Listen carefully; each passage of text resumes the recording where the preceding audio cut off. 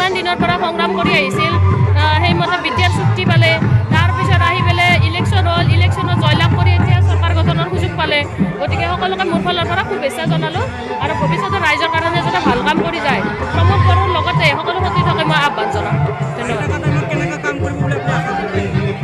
গ্ৰামাটোতে নহ'লে হ'ল বাকী যি কৰিব ভালে কৰিব নিশ্চয় আৰু ভাল কৰক বুলি আশা কৰোঁ মই যাবে না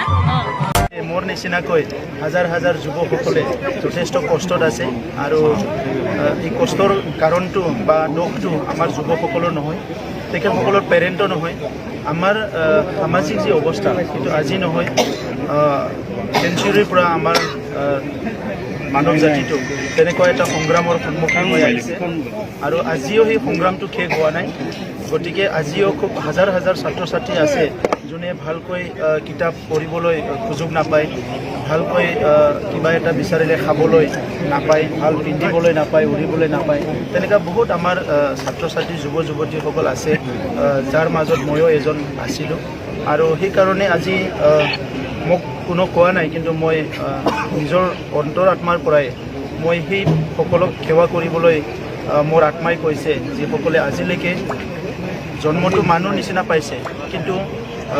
যিটো মৰ্যাদা পাব লাগে মানৱ হিচাপে সেই মৰ্যাদাটো পাবলৈ সক্ষম হোৱা নাই ভাল ডক্টৰৰ ট্ৰিটমেণ্ট নাপায়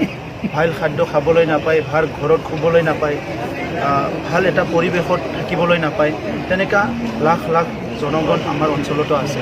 তো সেই প্ৰত্যেকজনৰ কাৰণে মই পুত্ৰ হয় সেই প্ৰত্যেকজনৰ কাৰণে মই কাৰোবাৰ দাদা ভাই হয় আৰু সেই প্ৰত্যেকটা পৰিয়ালৰে মই সদস্য হয় যিসকলে আজিলৈকে দুবেলা দুমুঠি ভালকৈ খাব পৰা নাই পোৱা নাই যিসকলে আজি ভাল ঘৰ এখনত শুবলৈ পোৱা নাই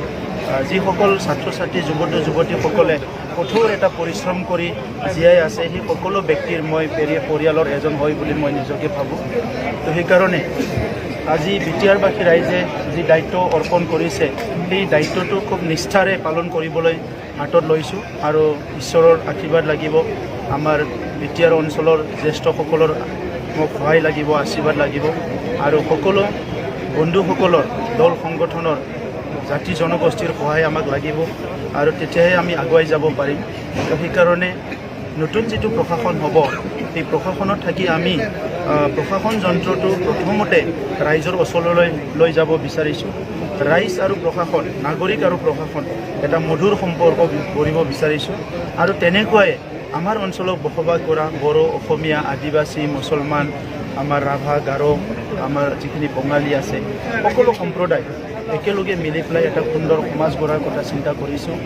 কিছুমান যেন লাগে কিন্তু কামটো কৰিলে বাস্তৱ হৈ যায় কাৰণ এইখন এটা ক্ষুদ্ৰ ঘৰ আজি বিশ্বৰ মানুহে যদি এখন ঘৰ কৰি সাজি থাকিব বিচাৰিছে আমি বিটিআৰ অঞ্চলত ৩৫ লাখ মানুহে কিয় এখন ঘৰৰ পৰিয়ালৰ নিচিনা থাকিব নোৱাৰোঁ গতিকে এই কামটোকে আমি কৰিম বুলি আগবাঢ়ি আহিছোঁ গতিকে মোৰ পৰিয়াল এতিয়া মোৰ ৩৫ লাখ বিটিআৰবাসীয়ে মোৰ পৰিয়াল সকলো জাতি জনগোষ্ঠী মোৰ কাৰণে দাদা ভাই মা দেউতা গতিকে চবেই মিলি পেলাই আগবাঢ়ি যাম আৰু নিশ্চয় আপোনালোকে সহায় কৰিব প্ৰত্যেকটো ষ্টেপতে মই সেইটো আশা কৰিছোঁ